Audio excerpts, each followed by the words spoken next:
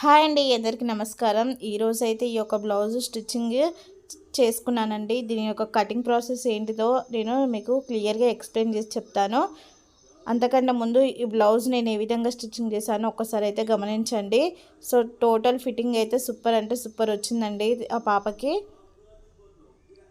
ఈ విధంగా కప్స్ అయితే లోడ్ చేసుకున్నాను. ఫ్రంట్ బ్యాక్ హుక్స్ వచ్చింది. ఫ్రంట్ అయితే ఈ విధంగా పెట్టుకున్నానండి. చూడండి, అన్నీ అయితే పక్కా పెట్టేసుకొని బాడీ కొలతలు అయితే తీసుకుంటున్నాను. మెజర్ బ్లౌజ్ యొక్క హైట్ వచ్చేసి 12.5 అండి. 12.5 అంటే మనం 1 ఇంచ్ యాడ్ చేసుకోవాలి కదా. సో టోటల్గా 13.5 అయితే పెట్టుకోవాలి. ఇది ప్రిన్స్ కట్ బ్లౌజ్ అండి. Prince cut blouse cups loading, piping loading, back hooks, boat neck blouse. ఇప్పుడైతే క్లియర్గా మీకు అర్థమైంది అనుకుంటున్నాను. అయితే ఎప్పుడైనా సరే ఫ్రంట్ పార్ట్ మనము కొలత అనేది ఫ్రంట్స్ కట్కి మనం తీసుకున్న మెజర్ కంటే ఒక 1 ఇంచ్ ఎక్స్ట్రా పెట్టుకోవాలండి. ఎందుకంటే మనము మధ్యలో కొంచెం పీస్ కట్ చేద్దాం కాబట్టి ఎప్పుడైనా సరే బ్యాక్ పార్ట్ కంటే ఫ్రంట్ పార్ట్ ఎప్పుడైనా సరే ఒక 1 ఇంచ్ ఎక్స్ట్రా ఉండాలి. అది కూడా ప్రిన్స్ కట్ బ్లౌజ్కే. ఈ టిప్ అయితే మీరు గుర్తుపెట్టుకోండి. షోల్డర్ వచ్చేసి 7 ఇంచెస్ పెట్టానండి. హార్మోల్ వచ్చేసి పొడవు కూడా నేను 7 ఇంచెస్ పెట్టాను. ఈ విధంగా మార్కింగ్ చేసుకొని స్కేల్తోనైతే ఈ విధంగా హార్మోల్ రౌండ్ అయితే గీసుకుంటున్నా. నెక్ విడత వచ్చేసి 4 ఇంచెస్. ఇప్పుడు మనము చెస్ట్ లూజ్ అనేది తీసుకుందామండి. సో ఈ విధంగా బ్యాక్ పార్ట్నైనా ఫ్రంట్ పార్ట్నైనా 2 మడతలుగా ఫోల్డింగ్ చేసుకొని మార్కింగ్ చేసుకోవాలి. నేను కుట్లతో సహా మార్కింగ్ చేశాను. ఇప్పుడు నెక్ పొడవు వచ్చేసి అయితే 4 ఇంచెస్ మార్కింగ్ చేశాను. చూడండి, 4 ఇంచెస్. ఆ బాక్స్ మొత్తం వచ్చేసి హైటు 4 ఇంచెస్, విడ్త్ వచ్చేసి 4 ఇంచెస్. ఇప్పుడు మనం ఈ విధంగా బోట్ నెక్ డ్రా చేసుకున్న తర్వాత ఒకసారి నేను చెక్ చేసుకుంటున్నానండి. మనం 1/2 ఇంచు కుట్టుమందం పెట్టుకుంటాను కదా, అది పక్కా పెట్టేసి దాంతో నేను మార్కింగ్ అయితే చూసుకుంటున్నాను. ఇప్పుడు మనం ప్రిన్స్ కట్ చేయాలంటే 3.5 అయితే మిడిల్లో మార్కింగ్ చేసుకోవాలి. మనము కరెక్ట్గా చెస్ట్ పాయింట్ ఎవరికైనా సరే 9.5 అండి. ఎవరికైనా 9.5. షోల్డర్ దగ్గర నుంచి 9.5 మార్కింగ్ చేసుకొని ఈ విధంగా పొడవుగా మార్కింగ్ చేసుకోవాలి. మిగిలిందంతా 3.5 కాడ పెట్టేసుకొని ఈ విధంగా ఫ్రంట్ పార్ట్ లోతు తీసుకోవాలండి. 1 ఇంచు తీసుకున్నాక ఎక్కడైతే మనం 9.5 డాట్ పెట్టుకున్నామో అక్కడ నుంచి సంక వరకు కర్వ్ తీసుకున్న తర్వాత ఇక్కడ కింద మధ్యలో పీస్ కాడ నేనైతే టేపు 1.5 పెట్టానండి. 1.5 పెట్టేసుకొని అక్కడ మనము ఆ పీస్ ఇక్కడ తీసేస్తాం కాబట్టి అక్కడ యాడ్ చేసుకోవాలండి. ఈ 1.5 అనేది ఈ విధంగా క్రాస్ గీసుకోవాలి. ఈ 1.5 గీసుకున్న పక్కకు మళ్ళీ 1.5 పొడవులలో ఈ విధంగా కర్వ్ అయితే తీసుకోవాలండి. సో ఇదన్నట్టు ప్రిన్స్ కట్ కటింగ్ మెథడు. ఇప్పుడు మనం మార్కింగ్ చేసుకున్న దాని నుంచి కటింగ్ అయితే చేసుకోవాలి. నేనైతే డ్రా చేసుకున్నది కట్ చేసుకోవట్లేనండి. ఓన్లీ సైడ్స్ మొత్తం మనము బ్లౌజ్దే కట్ చేసుకుంటున్నాము. నేను షేప్ మొత్తం కట్ చేయట్లేను. కింద 1/2 ఇంచు క్రాస్ గీసుకున్నాం కదా, అది కూడా కట్ చేయట్లేనండి. ఎందుకంటే మనం దీన్ని ఫ్రంట్ పార్ట్ బేస్ చేసుకొని బ్యాక్ పార్ట్ మార్కింగ్ చేసుకోవాలి కాబట్టి. చూడండి, ఇప్పుడైతే నేను మార్కింగ్ చేసుకోవడానికి అయితే క్లాత్ అయితే పరుచుకున్నాను.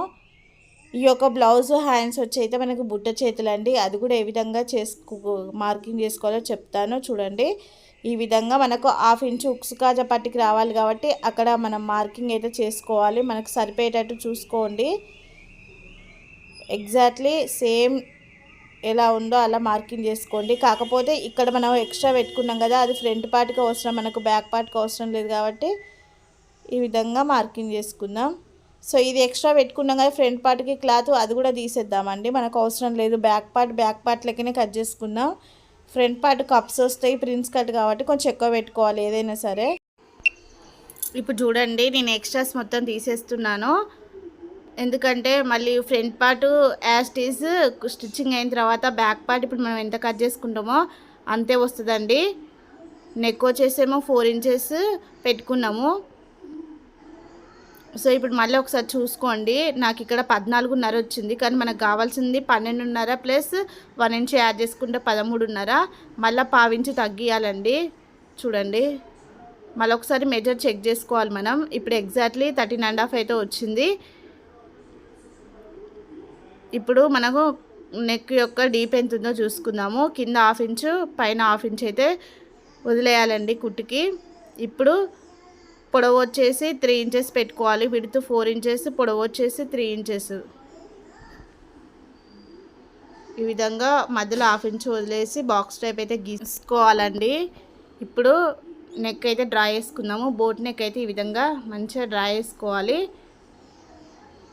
నీట్గా డ్రా చేసుకొని నేను ఇక్కడ డైమండ్ నెక్ పెడుతున్నా చూడండి. ఆ విధంగా అయితే వస్తుందండి మనకి. సో మనం ఏదైతే డ్రా చేసుకుంటామో స్టిచ్చింగ్లో కూడా సేమ్ అదే పర్ఫెక్ట్గా రావాలి.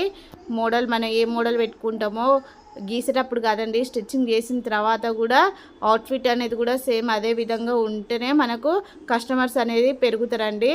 మళ్ళీ నీట్ వర్క్ అనేది ఉండాలి. నీట్ వర్క్ ఉంటే మాత్రం మనకు కస్టమర్స్ ఎక్కడికి పోరండి. ఒకరినొకరికి చెప్పుకొని మనకైతే గిరాకీ పెరిగే ఛాన్స్ అయితే ఉంది. ఈ విధంగా నీట్గా కట్ చేసుకొని ఎక్స్ట్రాస్ అన్ని తీసేయాలండి. కానీ ఈ బ్లౌజ్ ఆ పాపకైతే బాగా కుదిరిందండి, చాలా బాగా వచ్చింది ఫిట్టింగ్ కూడా. బ్యాక్ ఫ్రంట్ అయితే కంప్లీట్ అయింది కదా. ఫ్రంట్ యొక్క షేప్స్ అయితే ఇప్పుడు చూడండి నేను ఏ విధంగా కట్ చేస్తున్నానో. ఆ మూలకు క్రాస్ అయితే కంపల్సరీ పెట్టుకోవాలి. లోతు తీసేసుకోవాలండి. ఈ విధంగా చిన్న పీస్. బోట్ నెక్ కూడా షేప్తో మంచిగా కట్ చేసుకోవాలి. రౌండ్గా తిరగాలి మన చెయ్యి అయితే, మంచిగా షేప్ తిరుగుతూనే కటింగ్ కూడా కరెక్ట్గా వస్తుంది. చూడండి ఈ పీస్ మధ్యలో 2 ఇంచెస్ తీసి పెట్టుకున్నాం కదా, 1.5 పెట్టుకున్నాము. పొడవు వచ్చేసి 2 ఇంచెస్ పెట్టుకున్నాం కదా. సో అదన్నట్టు మధ్యలో పీస్ తీసేసినాం.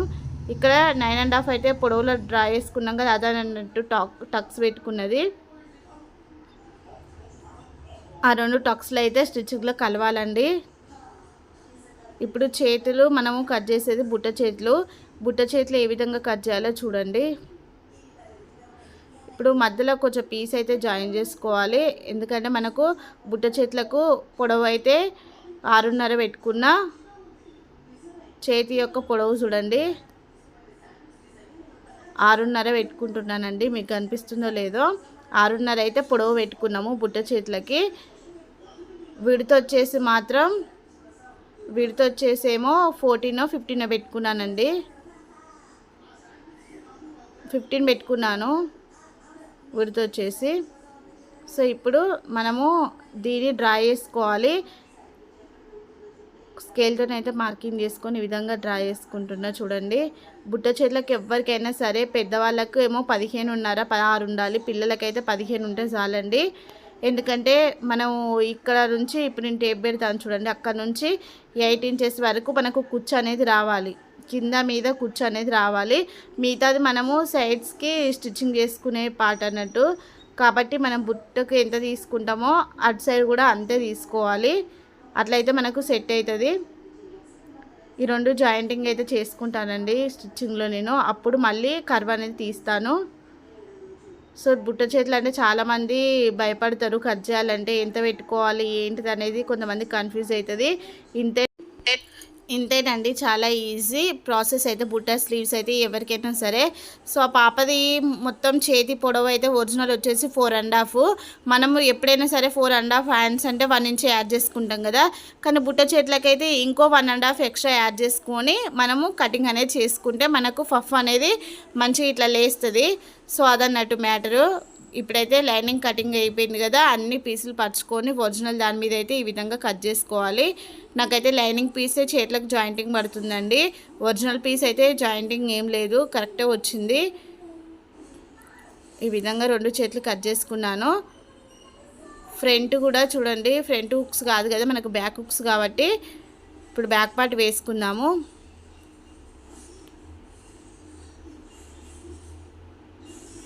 బ్యాక్ పార్ట్ వేసుకొని ఒకసారి చెక్ చేసుకోండి వస్తుందా సరిపోతుందా లేదా అనేసి.